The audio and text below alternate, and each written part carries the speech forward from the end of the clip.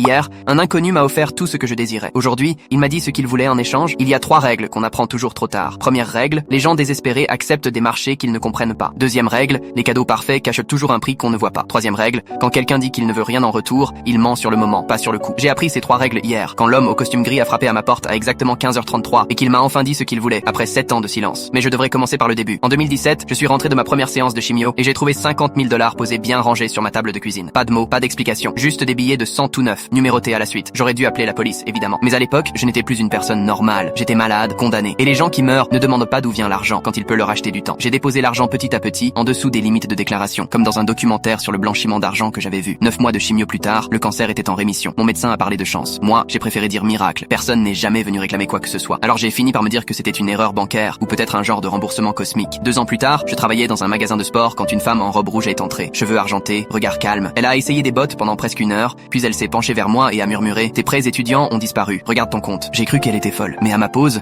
un mail du ministère de l'Éducation m'attendait. Mes 37 000 $ de dette avaient été réglés par un tiers anonyme. Ma cote de crédit a bondi de 200 points en une nuit. J'ai vérifié les caméras du magasin, mais l'enregistrement s'était coupé pile pendant sa visite. Et à partir de là, tout s'est enchaîné. Mon propriétaire m'a annoncé une réduction de loyer de 30% grâce à un programme aléatoire. Quand ma voiture est tombée en panne, le garagiste m'a dit que la facture de 2000 $ avait déjà été payée. Mon patron m'a promu après avoir reçu une lettre de recommandation sortie de nulle part. Même mon frère, avec qui je ne parlais plus, m'a appelé pour s'excuser et m'a proposé de l'aide financière. En 2021, tout allait trop bien. Tous mes problèmes s'évaporaient avant même d'exister. J'ai voulu croire que je récoltais enfin de bonnes ondes. Mais au fond, je savais qu'un jour, il faudrait payer. Rien ne reste gratuit pour toujours. Hier, le collecteur est venu. Grand, rasé de près, costume gris impeccable, sans une poussière, sans un pli. Il a frappé 3 fois. Quand j'ai ouvert, il m'a souri comme à un vieil ami. 7 ans, il a dit. Belle durée. Je ne le reconnaissais pas, mais ses yeux m'étaient étrangement familiers. Il est entré sans attendre d'invitation. Tu as profité des cadeaux, a-t-il dit. L'argent, la santé, le pardon. Tu as vécu sans peur, parce que nous l'avons porté à ta place. Impossible de répondre. Ma gorge était sèche. Il m'a tendu une enveloppe blanche. À l'intérieur, une photo de moi en train de dormir la nuit dernière. Et une clé en fer, lourde et ancienne. Une porte t'attend, a-t-il soufflé. Tu la trouveras quand le moment viendra. Ne nous fais pas attendre cette fois. Puis il est reparti. L'horloge affichait 15h36 quand la porte s'est refermée. L'enveloppe est toujours sur la table. La photo garde encore un peu de chaleur de sa main. Et la clé, elle vibre quand je la touche. Comme si elle se souvenait de quelque chose que j'ai oublié. Je ne sais pas ce que je dois, ni où mène cette porte. Mais je connais la 4e règle maintenant. Quand la dette arrive à échéance, ce n'est